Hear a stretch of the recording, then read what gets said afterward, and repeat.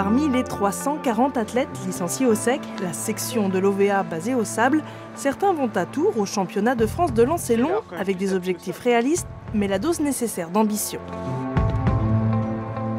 Essayer de faire la première place, ça va être difficile parce que la première est à 46 mètres, je suis juste à 41 mètres 10, donc, mais 4 mètres c'est pas beaucoup, hein, donc on va essayer de faire le maximum. Mais c'est sûr de faire au moins 2e ou 3e aux France, ça sera une grande joie.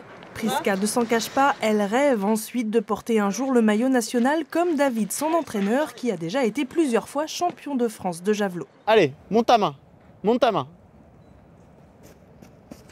Ah, c'est beaucoup mieux ça, t'as vu? Voilà, 50 mètres sans forcer. David, il sait de quoi il parle au niveau du javelot. Puis là, il sait ce qu'il faut faire au bon moment. Donc grâce à ça, on peut aller plus loin. Avec le club, l'objectif c'est de continuer à être champion de France le plus longtemps possible.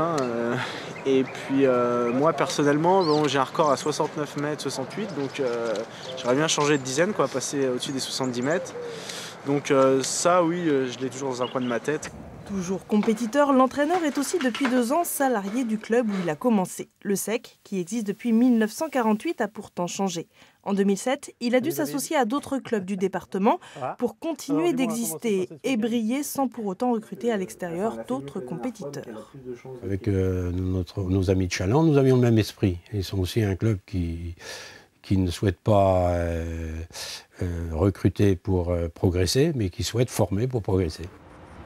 Les abdos placés, l'épaule relâchée. Certains licenciés de l'OVA s'entraînent pour des raisons pratiques au pôle espoir de Nantes. C'est le cas de Merwin, un ancien volleyeur qui retrouve dans le javelot un geste proche de celui de l'attaquant. Ah, t'es plus dedans, encore un petit peu à droite, un peu anticipé, mais c'est pas mal. Un jour, je suis allé juste dans le lancer de javelot, à un stade au Sable, et c'est là où ils m'ont détecté, ils m'ont pris au Sable. Donc voilà, j'ai commencé à lancer, je suis allé au championnat de France. Et voilà, je suis resté vice-champion de France en espoir 2 fois. Et voilà, j'ai continué après.